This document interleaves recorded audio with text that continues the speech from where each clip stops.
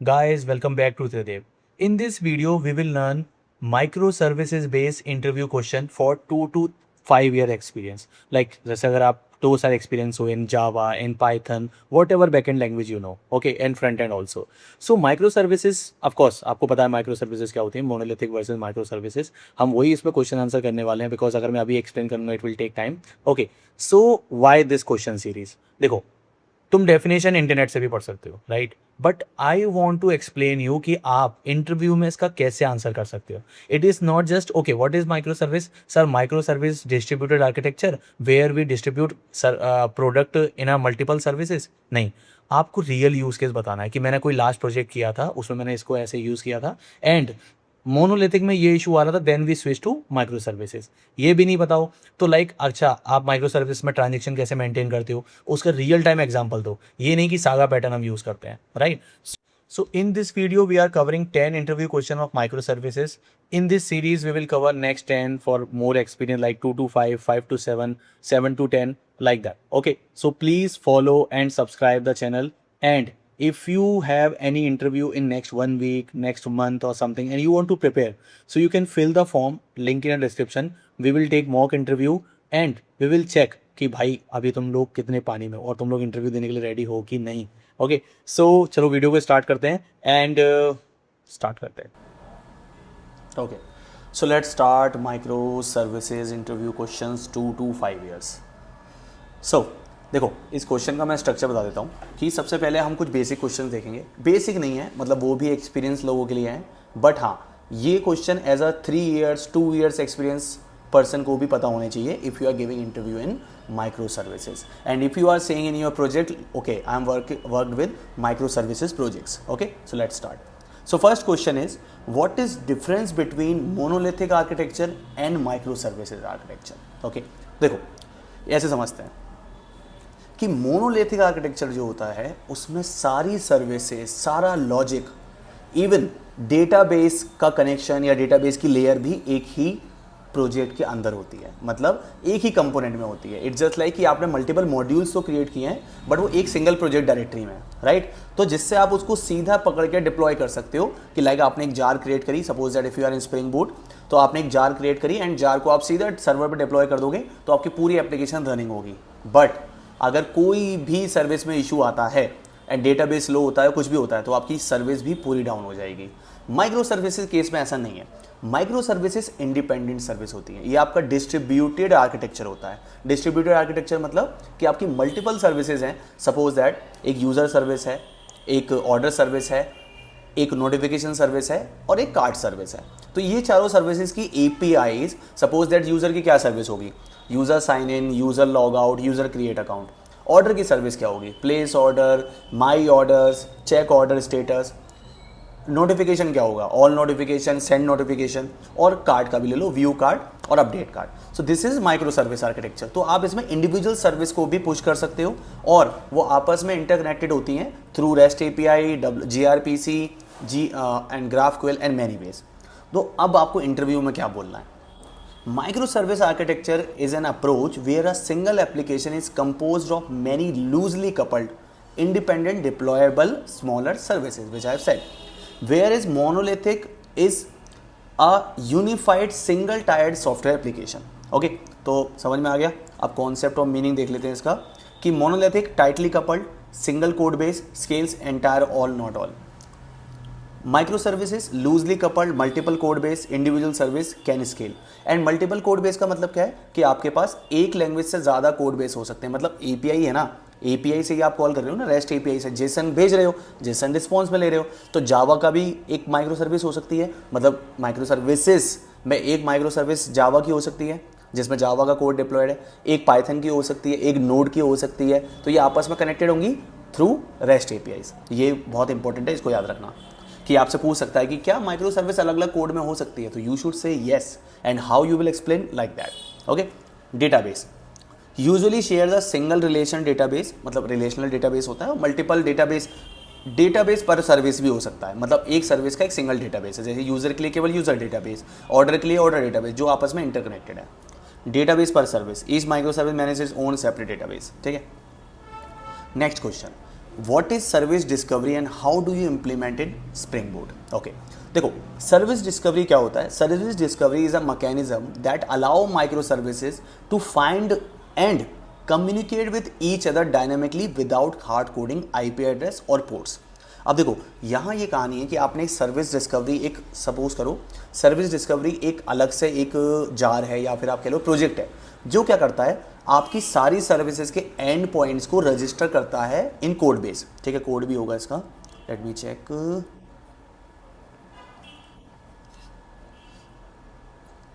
Okay, ये देख सकते हो वैसे यूरेका सर्वर है यहाँ पे, यूरेका सर्वर से स्टार्ट होता है। ठीक है, अब ये कनेक्टेड कैसे होता है मैं इसमें आपको ग्राफ में एक्सप्लेन कर देता हूँ कि एक यूरेका सर्विस है, ये आपका लोड बैलेंस है। सपोज लोड बैलेंस है, एपीआई गेटवे एंड पॉइंट है, पोस्टमैन भी मान सकते हो भाई रिक्वेस्ट यहाँ से आ रही है, तो पहले ये जाएगा सर्विस रजिस्ट्री पे। ठीक है, वहाँ से आपकी सारी जैसे रजिस्ट्री क्लाइंट है और ये आपकी अलग अलग सर्विस, सर्विस ए, सर्विस बी, सर्विस सी, ये आपस में यहाँ पर रजिस्टर्ड होंगी सर्विस रजिस्ट्री से, एंड डायरेक्ट आप एंड पॉइंट की जगह एक आईपी की जगह आप यहाँ से बाय नेम इसको कॉल कर सकते हो। ओके, मतलब सर्विस डिस्कवरी में आपको यही बोलना है, आपको ज़्यादा इसमें एक्सप्लेन नहीं करना कि भाई ऐसे ऐसे होता है। अब service discovery without hard coding IP address और पोर्ट्स। ठीक है, यूरेका सर्वर इसका एग्जांपल है, एक स्प्रिंग बूट के अंदर register all available micro services, ये इसका कोड स्निपेट है। ठीक है, ये कोई नहीं वैसे पूछेगा कोड स्निपेट लिख के दिखाओ, बट हाँ हाउ यू विल इनेबल ये पूछ सकता है कि how you will enable Eureka server, तो yes you need to add enable Eureka server, और इसकी डिपेंडेंसी तो मैं pom.xml में ऐड करनी है। Why use it when cloud instance scale up और down dynamically IP address change, because अगर आप आईपी एड्रेस के थ्रू किसी भी सर्विस को कॉल करोगे, जैसे फ्रंट एंड में आप रिएक्ट की एप्लीकेशन से आप फ्रंट एंड से कॉल कर रहे हो आईपी एड्रेस के थ्रू या डोमेन नेम के थ्रू, तो it could be change, right. तो service discovery ensures request are always routed to a healthy active instance. जैसे आप हॉरिजॉन्टली स्केल कर रहे हो, एक पॉड डाउन हो गया तो सेकंड पॉड अवेलेबल होगा तो वहाँ पे रीडायरेक्ट कर देगा। तो this help with service discovery. Okay, what is an API gateway? API gateway, what is an API gateway? Question number 3, what is an API gateway? API gateway क्या होता है? देखो पहले इसकी डेफिनेशन पढ़ते हैं। An API gateway is a server that act as a single entity point into a microservice based system. It sits between the client and backend service. मतलब front and और बैक एंड सर्विस के बीच में हमारे पास एक API gateway होता है। कहने को तो API गेटवे भी होता है, लोड बैलेंसर भी होता है, यूरेका सर्वर भी होता है, but API gateway primary role play करता है। अब इसका यूज़ क्या है? routes request to the correct underlying microservice, handle cross cutting concerns, authentication, rate limiting, logging, ये सब आपका API गेटवे करता है। लोड बैलेंसिंग केवल लोड बैलेंसिंग करता है, वो रिडायरेक्ट करता है मल्टीपल सर्वर्स पे अगर कोई डिफरेंस पूछे तो, बट API गेटवे हैंडल करता है आपके सारे के सारे कंसर्न जो कि ऑथेंटिकेशन और ऑथराइजेशन या सिक्योरिटी पार्ट हो सकता है। रेट लिमिटिंग मतलब एक सिंगल इंस्टेंस पे या सिंगल आईपी या सिंगल सर्वर पे कितने कॉल्स जाने चाहिए, कितनी API कॉल्स होनी चाहिए।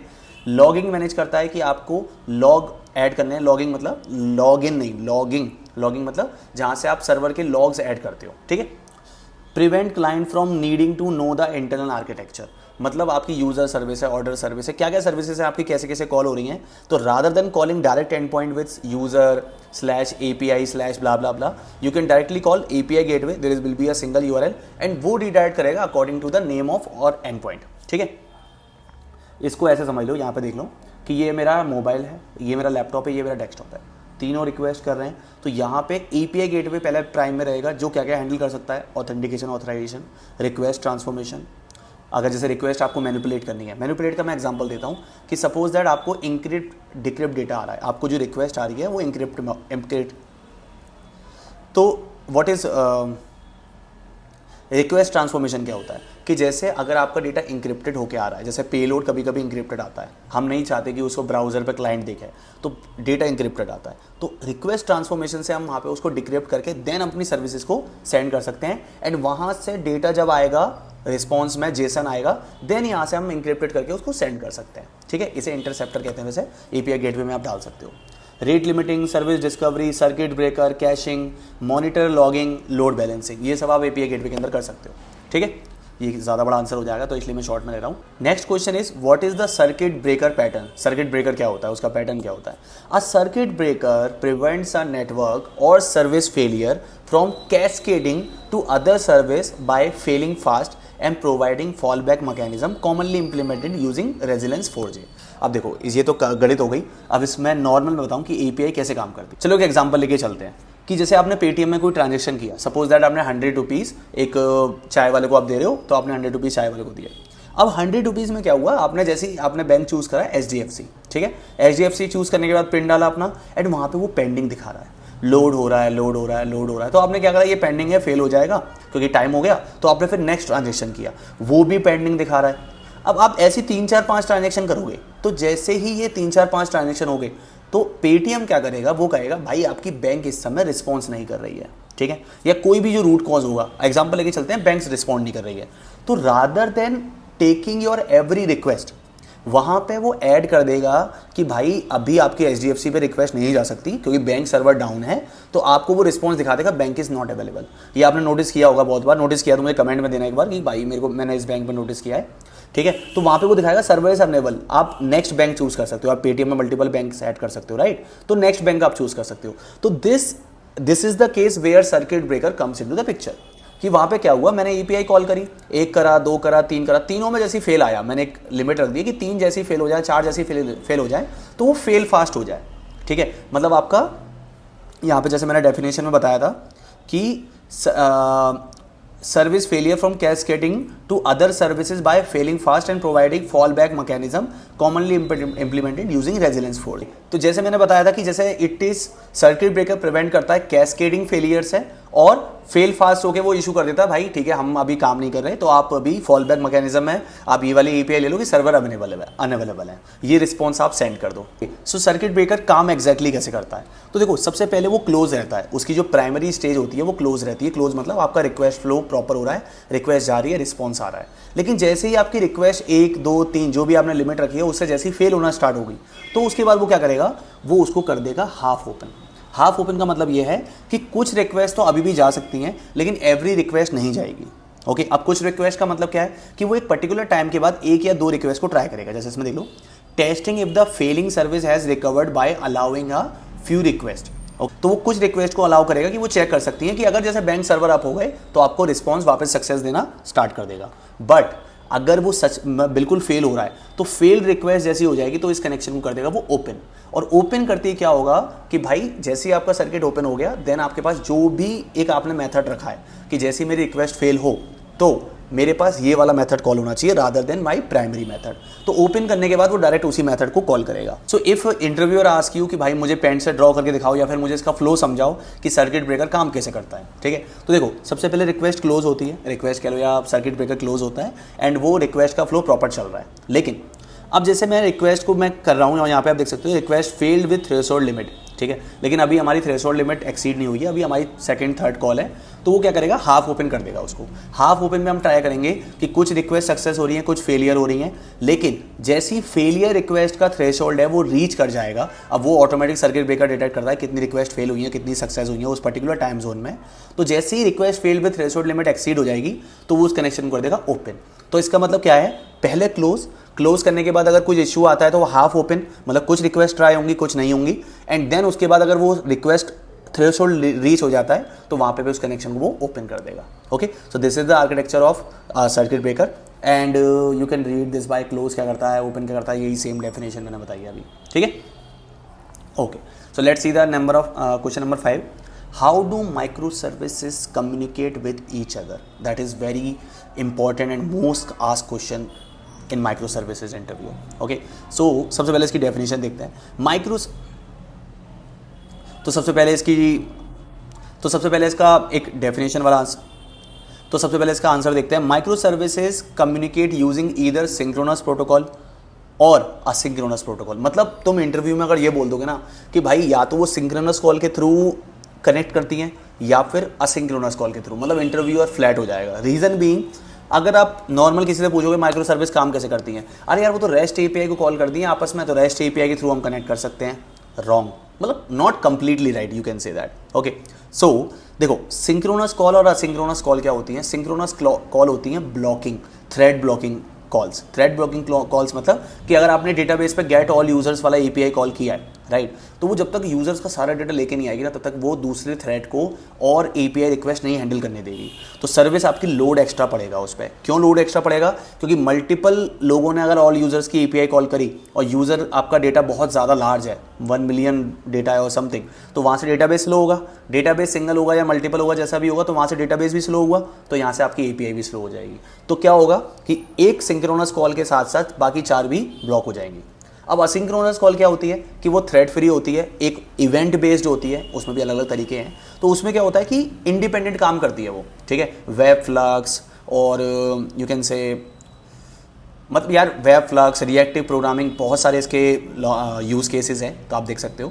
तो असिंक्रोनस कॉल क्या होती है कि आपको नॉन ब्लॉकिंग थ्रेड होता है, आपको थ्रेड को ब्लॉक नहीं करती, वो एक थ्रेड के अंदर मल्टीपल इवेंट्स क्रिएट कर देती है, जिससे एक डेटाबेस के अंदर अगर हम काम कर रहे हैं या टेबल पे काम कर रहे हैं तो वहाँ से जब तक डेटा आएगा वो दूसरे डेटाबेस को फ्री रखेगी या दूसरी थ्रेड को फ्री रखेगी, जिससे वो और डेटा लेके आ सकते हैं। इसका आर्किटेक्चर समझते हैं एक बार। या okay, so here you can see, एक मिनट,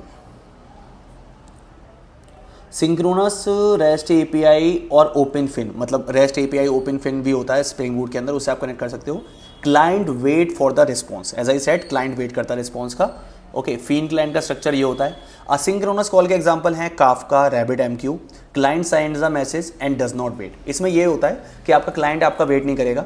आपको एक बार आपने यूज़र को एक सपोज करो प्लेस ऑर्डर कर दिया, अब प्लेस ऑर्डर के बाद मुझे नोटिफिकेशन भेजना है, ईमेल सेंड करनी है, तो फिर मैं असिंक्रोनस वे में उसको कर सकता हूँ कि भाई मैंने यहाँ पे सीधा एक इवेंट पुश कर दिया या फिर एक सिंगल एपीआई कॉल कर दी विद असिंक्रोनस कॉल काफका और RabbitMQ कि भाई तुम जाके नोटिफिकेशन भेज दो यूज़र को। तो वहाँ पे यूज़र को वेट नहीं करना है कि उसका मेल कब आएगा, नोटिफिकेशन कब आएगा, वो ऑटोमेटिक बिहाइंड द सीन चल रहा होगा और वो नोटिफिकेशन आ जाएगा, right. Why use it?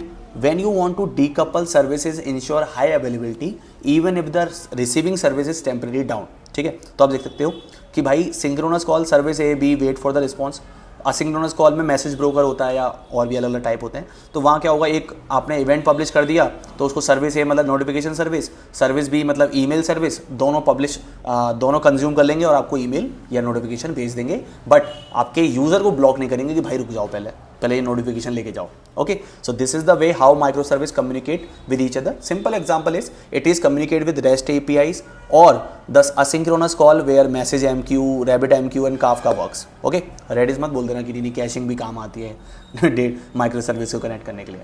Okay, next question is where it is,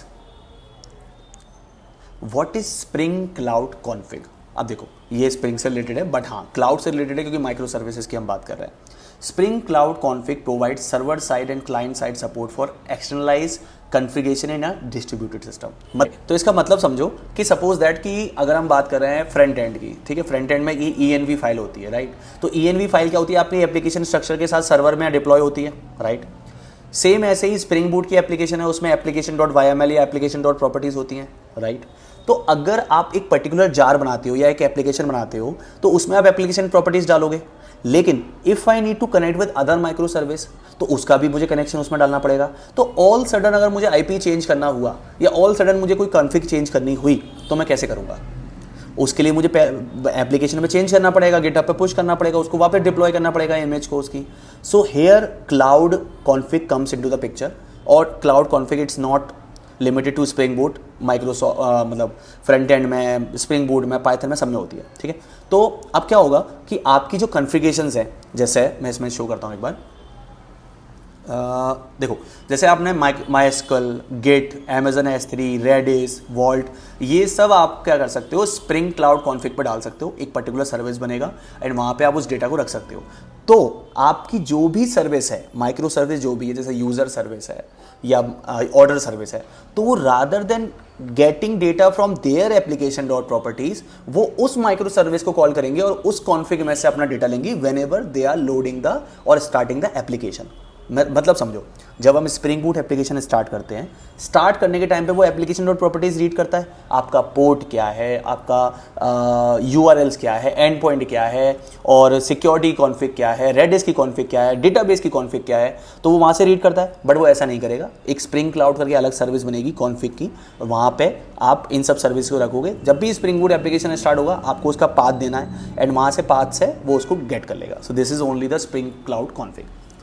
A centralized server reads properties from Git repositories and feeds them to all microservice at startup. ठीक है, देखो ये ऐसे कनेक्टेड होता है, स्प्रिंग क्लाउड कॉन्फ़िग सर्वर बीच में होता है जो इन सब को कनेक्ट करता है. ठीक है, मल्टीपल स्प्रिंग बूट एप्लीकेशन आपकी डेटा ले सकती है इन सब का with spring cloud config. Okay, चलो फिर नेक्स्ट क्वेश्चन पे चलते हैं. क्वेश्चन नंबर इज 8 पे आ गए अपन. कमाल की बात है, हमने 5th क्वेश्चन कर लिया, 6th क्वेश्चन कर लिया, राइट. अच्छा यार एक बात बताओ, तुम लोग सब्सक्राइब वगैरह नहीं कर रहे हो भाई, सब्सक्राइब करो, लाइक करो, शेयर करो. कोई क्वेश्चन आए या फिर अगर तुम्हें लग रहा है कि तुम्हें मॉक इंटरव्यू देने तो मॉक इंटरव्यू दो. ठीक है, बस पास हो जाओ इंटरव्यू में. ठीक है, अब जैसे मान के चलो I am preparing for 40 lakhs package. ठीक है, अब 40 LPA पैकेज के लिए मुझे सिस्टम डिज़ाइन, माइक्रो सर्विसेज सब कुछ आना चाहिए. ठीक है, तो पढ़ो, अच्छे से पढ़ो. ठीक है, okay. So next question is what is the difference between trace ID and Spain ID in distributed tracing. अब देखो सबसे पहले तो डिस्ट्रीब्यूटेड ट्रेसिंग का मतलब समझो कि जैसे हमने बात कर ली माइक्रो सर्विस की, सर्किट ब्रेकर की, API गेटवे, मल्टीपल सर्विसेज. लेकिन अगर आपको कोई बग आया, कोई इशू आया, कहीं भी कोई सर्विस अगर फटी, कोई दिक्कत हुआ, तो आप कैसे चेक करोगे. तो इसमें काम आता है डिस्ट्रीब्यूटेड ट्रेसिंग का. अब इसके लिए कुछ टूल्स होते हैं, माइक्रोमीटर है, जिपकिन है, ओपन सोर्स डैशबोर्ड है, जहाँ पे आप अपने लॉग्स देख सकते हो कि ये मेरी API का फ्लो था. फ्लो मतलब कि पहले इस API ने API 1 को कॉल किया, फिर एक API ने इंटरनली दूसरी API कॉल किया, फिर उस दूसरी API ने डेटाबेस को कॉल किया, डेटाबेस के कॉल के बाद फिर हमने एक नोटिफिकेशन सर्विस को कॉल किया. तो वो पूरा ही ट्रेस रखना पड़ता है. ओके, तो ये पूरा डिस्ट्रीब्यूटेड सिस्टम ट्रेस करने के लिए एक हमारे पास ट्रेस आईडी होती है जो a unique identifier assign to a single request for its entire journey. एक आपने यूजर ने रिक्वेस्ट करी गेट यूजर्स की, तो वो टोटल कितनी सर्विसेज से होके जाती है, तो वहाँ पे एक ट्रेस आईडी होती है. And what is span ID. Span ID trace ID के अंदर ही होती है. A unique identifier assign to a specific step और service jump within that trace. मतलब जैसे देखो ट्रेस आईडी तो एक ही रहेगी, जैसे हमने रिक्वेस्ट करी, रिस्पॉन्स आने तक ट्रेस आईडी एक ही रहेगी, जिसको आप एक E2E आईडी बोल सकते हो, end to end request ID बोलते हैं. तो E2E आईडी से आप ये कर सकते हो कि भाई ये E2E आईडी कितनी सर्विसेज में कॉल हुई है. ओके, एंड वो ट्रेस आईडी के अंदर आपकी स्पैन कॉल होती है जो एक उसका उस पर्टिकुलर ट्रेस आईडी का, या फिर ट्रेस आईडी 1, ट्रेस आईडी 2, मतलब नॉट 2, 1 ही आगे प्रोसेस हो रही है, लेकिन 1 के अंदर भी कौन से स्टेप पे कौन सी आईडी कॉल हुई है, तो उसके लिए होती है स्पेन आईडी. ओके, ये आप ओपन सर्च डैशबोर्ड या जिपकिन वगैरह में देख सकते हो. एंड आई थॉट सो कि आपने ये सब देखा होगा. ठीक है, लेकिन नहीं देखा तो एक बार जिपकिन पढ़ो, जाके ओपन सर्च पढ़ो, उसमें ट्रेस आईडी, स्पेन आईडी, क्योंकि ये पूछ लिया जाता है. क्योंकि जब तक आप लॉग्स नहीं निकाल सकते, आप लॉग्स को रिसर्च नहीं कर सकते और उसके ऊपर आप चेक नहीं कर सकते कहाँ क्या कोड फट रहा है, तो भाई माइक्रो सर्विस में काम नहीं कर पाओगे. ओके, चलो नेक्स्ट क्वेश्चन देखते हैं. What is saga pattern. Most favorite, most asked, मतलब सबसे ज़्यादा पूछे जाने वाला question. How to maintain transaction in micro service. और तुमसे सागा पैटर्न भी नहीं पूछेंगे डायरेक्ट, ये तो मैं भला हूँ तुम लोगों के लिए, मैंने लिख दिया कि सागा पैटर्न बताओ, लेकिन तुमसे पूछा जाएगा कि भाई सबसे पहले पूछा जाएगा ट्रांजेक्शन कैसे मेंटेन करते हो तुम क्या कहोगे कि @ एनोटेशन होता है, जो मैंने लास्ट वीक में बताया था स्प्रिंग बूट के उसमें इंटरव्यू क्वेश्चंस में. अगर हाँ स्प्रिंग बूट के इंटरव्यू क्वेश्चंस देखने तो लास्ट वीडियो डाली थी, वो देख लेना, लिंक डिस्क्रिप्शन में ही मिल जाएगा. ठीक है, और अगर कुछ और एडवांस क्वेश्चन भी डालेंगे तो उसके लिए भी आप वोट कर सकते हो. ठीक है, so how to maintain transaction in micro service. तो सर्विस अगर बेसिक आपका मोनोलिथिक आर्किटेक्चर है तो उसमें तो आप बोल दोगे @ ट्रांजेक्शन एनोटेशन से हम सिंगल डेटाबेस में ट्रांजेक्शन मैनेज कर लेंगे. But when we have micro services, multiple services, तो उन सर्विसेज में पहली चीज़ कि भाई सबसे पहले तो सर्विस अलग अलग पोर्ट पे है, तो वहाँ पे आप कोई भी ट्रांजेक्शन एनोटेशन नहीं लगा सकते. उसके बाद आप कहोगे नहीं सर हम डेटाबेस पे कुछ कर लेंगे, डेटाबेस पे हम कुछ लगा देंगे, एटोमेसिटी, एसिड रूल वगैरह. ना ना ना ना ना, डेटाबेस पर सर्विस भी तो हो सकता है कि हर पर्टिकुलर एक सर्विस का डेटाबेस अलग अलग है. There saga pattern comes into the picture. ठीक है, तो यहाँ पे क्या सीन है, saga pattern is a way to manage data consistency across micro services in distributed transaction scenario where traditional ACID transaction across multiple does not ACID transaction across multiple databases are not possible. Okay, मतलब मैं जो तुम लोगों को बोलता हूँ ना वही डेफिनेशन में लिखा हुआ होता है. ठीक है, तो uh transaction must complete fully और compensating transaction must run to undo partial changes. अब देखो इस लाइन को थोड़ा सा गहराई से समझना. A transaction must be complete fully, मतलब अगर आपने बैंक में, जैसे एक एग्जांपल लेके चलते हैं कि अगर आपने नरेंद्र मोदी जी ने राहुल गांधी को अगर पैसे भेजे हैं, ठीक है, जो कि पॉसिबल नहीं है, बट चलो ठीक है, एग्जाम्पल लेके चलते हैं। उन्होंने क्या करा, 1000 करोड़ रुपए भेजे हैं राहुल गांधी को। अब हुआ क्या कि भाई वहाँ पे सर्विस फेल हो गई, ठीक है, और सर्विस फेल होने की वजह से वो 1000 करोड़ रुपए मोदी जी के पास से तो कट गए, राहुल गांधी के पास नहीं पहुंचे। तो पहला रूल आ जाता है एसिड प्रॉपर्टी का कि भाई एटोमिसिटी होनी चाहिए, कंप्लीट होना चाहिए ट्रांजेक्शन। ओके, तो ट्रांजेक्शन कंप्लीट फुल्ली और the compensating transaction must be run. Compensating transaction का मतलब कि अगर 1000 करोड़ रुपए कट तो गए, राहुल गांधी के पास पहुंचे नहीं, मोदी जी के पास से कट गए, तो एक कंपनसेशन वाला लॉजिक चलेगा कि भाई हमारा ट्रांजेक्शन फेल हुआ था, इन 24 hours your bank credited with this amount. तुम लोगों को मैसेज मिला होगा कि भाई अगर आपके पैसे कट चुके हैं तो परेशान मत होना, हम पैसे वापस भेज देंगे। This called compensating logic. Okay, so अब काम कैसे करता है ये, कहाँ गया ये, ऊपर आ जाओ। हाँ, तो देखो सागा पैटर्न के अंदर, सागा पैटर्न ही काम करता है। सागा पैटर्न एक आप कह लो वो होता है, सागा पैटर्न आपकी एक डिपेंडेंसी होती है, वो आप स्प्रिंग बूट में ऐड कर सकते हो। अब इसके दो टाइप होते हैं, कोरियोग्राफी और orchestration. Service publish and subscribe to domain events not a central controller. मतलब इसमें क्या होता है, मैं शॉर्ट में बताता हूँ। कोरियोग्राफी के अंदर एक इवेंट पब्लिश होता है, ठीक है, कोरियोग्राफी जो भी है, एक इवेंट पब्लिश होता है। इवेंट पब्लिश क्या करेगा कि जो भी सर्विस में कंज्यूमर होगा, ठीक है, कंज्यूमर क्या करेगा, अच्छा ऑर्डर सक्सेस, तो ऑर्डर सक्सेस का फिर वो लॉजिक चलाएगा। लेकिन अगर ऑर्डर फेल्ड है तो वो ऑर्डर फेल्ड का इवेंट पब्लिश करेगा, एंड ऑर्डर फेल्ड का पब्लिश इवेंट जो पब्लिश करेगा वो बाकी सर्विसेज को कैप्चर करेंगे। अच्छा फेल्ड हो गया क्या, ठीक है, नोटिफिकेशन भेजेगा फेल्ड, ईमेल भेजेगा फेल्ड, और आपका जो भी अगर अमाउंट कटा है या जो भी लॉजिक लिखा हुआ है तो वहाँ पे वो उसको रिटर्न कर देगा, या मान के चलो कार्ट में प्रोडक्ट को वापस ऐड करना या फेल्ड का मैसेज भेजना, ये सब काम हो जाएंगे। ऑर्केस्ट्रेशन में क्या होता है कि कंपनसेटिंग लॉजिक चलता है। कंपनसेटिंग लॉजिक का मतलब क्या होता है कि अगर सर्विस ए फेल हो रही है तो उसी में एक मेथड होगा कि अगर आप फेल हो जाते हो तो इस एपीआई को कॉल करो जो आपके यूज़र को बताएगा कि आपका स्टेटस फेल्ड हो चुका है या फिर आपकी एपीआई फेल्ड हो चुकी है, तो आपको ये कंपनसेशन होगा। So this call orchestration and choreography. इसमें इवेंट होता है और उसमें कंपनसेटिंग मेथड आप लिखते हो, तो इतना समझ लो, थोड़ा सा ज़्यादा गहराई में नहीं चलते हैं इसको, ठीक है। हाँ, सागा पैटर्न के ऊपर एक प्रॉपर इंटरव्यू की सीरीज़ बनेगी, तुम लोगों को चाहिए तो मुझे कमेंट कर दो। और भाई देखो कमेंट करो यार, नहीं कमेंट करोगे मज़ा नहीं आता है, ठीक है, कि व्यूज़ आ रहे हैं 1000, 2000, 5000, 10,000 और कमेंट आ रहे हैं 100, 200, मज़ा नहीं आएगा, ठीक है। हर कोई कमेंट करो, कुछ भी कमेंट करो, हाय हेलो ही लिख दो यार, ठीक है।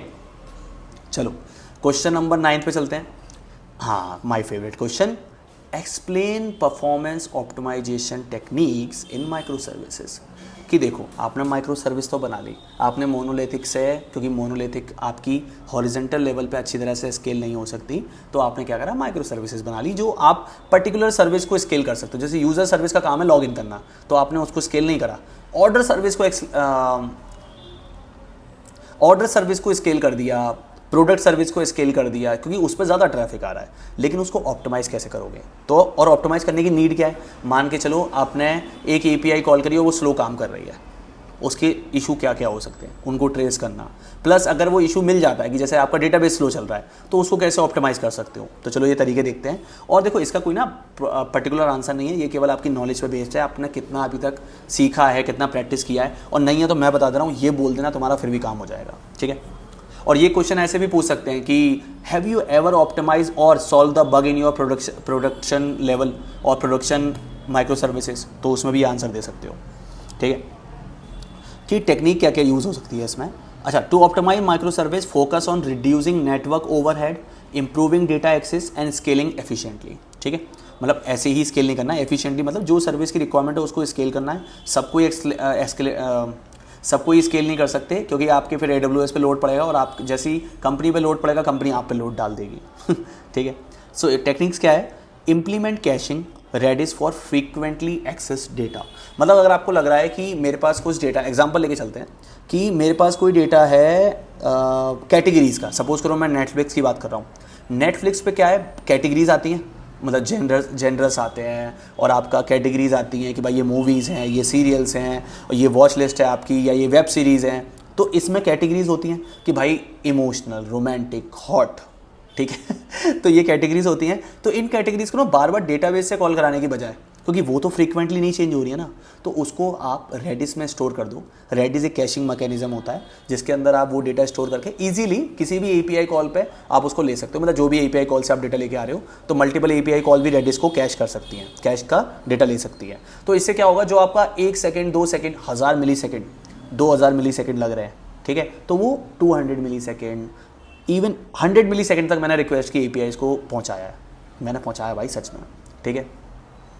So use asynchronous messaging for non critical paths. Asynchronous messaging मतलब नोटिफिकेशन सर्विस को तुम क्यों कॉल कर रहे हो API के थ्रू, मतलब आपकी API रिक्वेस्ट कॉल हुई और आप क्या कर रहे हो, पहले आप जैसे मान चलो मैंने प्लेस ऑर्डर क्लिक किया, प्लेस ऑर्डर पे पहले आपने कार्ट सर्विस कॉल करी, कार्ट के बाद प्रोडक्ट्स में से डेटा निकाला, फिर ऑर्डर सर्विस पे गए, फिर प्लेस ऑर्डर किया, एड्रेसेस ऐड किए, उसके बाद आपने फिर नोटिफिकेशन सर्विस को कॉल किया, फिर ईमेल सर्विस को कॉल किया, वहाँ से रिक्वेस्ट का टाइम इंक्रीज हो जाएगा। तो आप क्या कर सकते हो कि रिक्वेस्ट के टाइम को इंक्रीज करने की बजाय आप सिंपल ऑर्डर सर्विस तक जाओ, जहाँ पे इंपॉर्टेंट है, जहाँ तक सिंक्रोनस कॉल चलनी चाहिए, उसके बाद केवल इवेंट पब्लिश कर दो या फिर एक API असिंक्रोनस वे में कॉल कर दो काफका RabbitMQ के थ्रू कि भाई आप तुम नोटिफिकेशन सर्विस को कॉल कर देना, मैं तो जा रहा हूँ रिस्पॉन्स यूजर के पास वापस, ठीक है। तो this way you can do that, मैंने अभी पहले में बताया था। और बाकी अगर काफका की सीरीज़ हमें चाहिए तो काफका की सीरीज़ में बाय स्प्रिंग बूट इंप्लीमेंट करके दिखाऊंगा तुम लोगों को। बस मुझे इस वीडियो पे 50 काफका की कमेंट चाहिए बस, ठीक है। Next is optimize database queries and connection pooling. देखो ऑप्टिमाइज डेटाबेस क्वेरीज मतलब मान के चलो तुमने N+1 प्रॉब्लम है तुम्हारे डेटाबेस में, मतलब मल्टीपल क्वेरी अलग अलग, जैसे मान के चलो ऑर्डर सर्विस कॉल कर, यूजर सर्विस कॉल कर रही है ऑर्डर सर्विस को, सॉरी यूजर टेबल कॉल कर रही है ऑर्डर सर्विसेज को, ऑर्डर टेबल कॉल कर रही है आपका एड्रेसेस टेबल, तो इससे क्या होगा, मल्टीपल क्वेरी के अंदर आपका N+1 की मैपिंग हो जाएगी, 1 to many, many to many, right. तो उसको सॉल्व करने के लिए आप क्वेरीज को जॉइन के साथ लिख सकते हो, एक अलग से एक एंटिटी बना सकते हो जिसके अंदर केवल रिक्वायर्ड डेटा होगा, कंप्लीट डेटा नहीं होगा। तो by this you can optimize this queries, right native queries even. And connection pooling मतलब ये हिकारी कारपूल होता है जिसके अंदर आपके थ्रेड्स बनते हैं कनेक्शन के। देखो आपने कोई API कॉल करी, API क्या करेगी, डेटाबेस का कनेक्शन ढूंढेगी, कनेक्शन को पुल करेगी, उस कनेक्शन को पहले वो मेंटेन करके या बना के फिर आपकी API को रन करेगी। That's how database works. तो इस हिकारी कारपूल में क्या होता है, मल्टीपल कनेक्शन आपके बिल्कुल एक डब्बे में पड़े रहते हैं कि भाई कोई भी API आएगी, कोई भी कनेक्शन पूल उठाएगी और यूज़ कर लेगी। तो मल्टीपल अगर कारपूल होंगे तो अब कौन सी बात है, आपका ब्लॉक नहीं होगा कि भाई एक डेटाबेस को किसी ने यूज़ कर रखा है, दूसरे को कोई और यूज़ कर लेगा, फिर जैसे पहले का अनलॉक होगा तीसरा आएगा वो पहले को यूज़ कर लेगा। That's how it's work with Hikari carpool. Next is use proper indexing in database पर सर्विस। इंडेक्सिंग यूज करो, ये मैं बता चुका हूँ 10 बार। और इंडेक्सिंग अगर नहीं पता तो इंडेक्सिंग की मैं लिंक डाल रहा हूँ, प्रॉपर इंडेक्सिंग की डिटेल में वीडियो है, बस शॉर्ट में बता देता हूँ कि आपका सर्च बेटर हो सकता है इससे। जो आपका फुल स्कैन होता है, फुल स्कैन बदल जाता है एक बिट स्कैन में। बिट स्कैन मतलब कि आपका एक टेबल अलग से बन जाएगा जिसमें एंट्री मतलब की और वैल्यू पेयर में डेटा चला जाता है, जैसे ID और उसकी वैल्यू, और उस वैल्यू पे सर्च होता है और वो वहाँ से ID रिटर्न करता है और फिर वो आपकी पर्टिकुलर टेबल में जाके प्राइमरी की के थ्रू डेटा रिटर्न करता है। This is how indexing works. Implement API pagination to avoid large data scans. API pagination मतलब कि of course offset limit you can implement that. Use a CDN for static asset at the API gateway level. मतलब कुछ data आपका ऐसा है जो CDN मतलब cloud delivery network, ठीक है। So next is use a CDN for static asset at the API gateway level. मतलब आप CDNs यूज़ कर सकते हो, क्लाउड डिलीवरी नेटवर्क समथिंग, कि जहाँ से आपका जो डेटा कॉल हो रहा है एशिया स्पेसिफिक का डेटा आप यूरोप से कॉल ना करो या फिर ऑस्ट्रेलिया से कॉल ना करो, ठीक है। तो वो एशिया ईस्ट में अगर आपका डेटा कॉल हो रहा है तो वहीं की उसी का CDN वर्क करेगा और वहीं के नेटवर्क से आपका डेटा लेके आ जाएगा। असेट मतलब इमेजेस लोड कर रहे हो या फिर एक पर्टिकुलर डेटा सेट फाइल से लोड कर रहे हो तो उसमें आप CDN को यूज़ कर सकते हो for the static contents, okay. And next is 9 कौन लिखता है, 10 ही लिखे होंगे मैंने,